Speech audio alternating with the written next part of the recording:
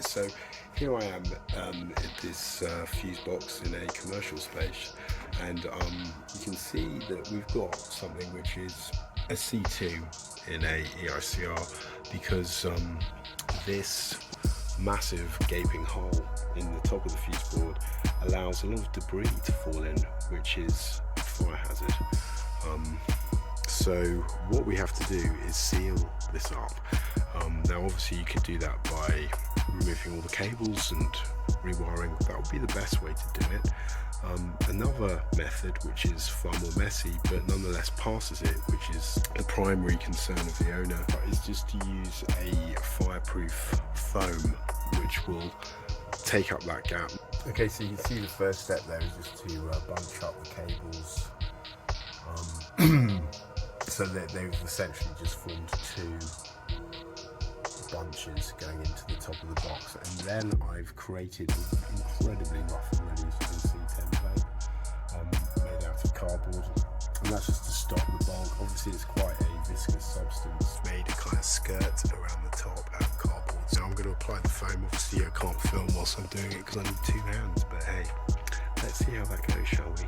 You can see what's happened here. Obviously it's expanded quite a lot there. It's completely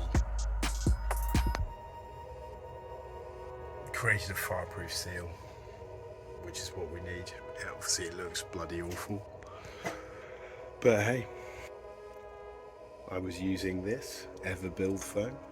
Thoroughly recommend it.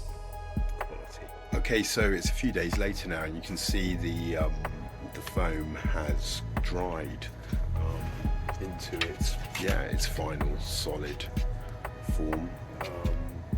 It's obviously, it looks like an alien has landed and tried to occupy the fuse box, but may not look the most tidy of solutions, but nonetheless it's created a fireproof seal with the correct IP rating, which means that no dust or debris is going to fall into the box. As I think I might have said earlier, the customer was looking for a quick and cheap solution, and this is certainly it. Well, just as a side note, other things I've done: corrected the lack of mechanical protection down there, whacking in a few RCBOs, downgraded a few circuits. You can see this is an old Merlin Duran board, so it's Schneider that make those now. 100 quid a pop, those RCBOs. So we will be doing a risk assessment, as this is a dental surgery. Those surgeries cannot have RCBOs on them because it's vital that the equipment doesn't trip. So yeah, so there'll be a risk assessment done. Other things that'll be done will be earthing. What I would like to know is, what would you do in this situation? How would you make this box fireproof and IP rated? Do you support the alien invasion, or have you got a better solution? I'd love to hear what it is. Just pop your comments in below, and look forward to seeing you in another video.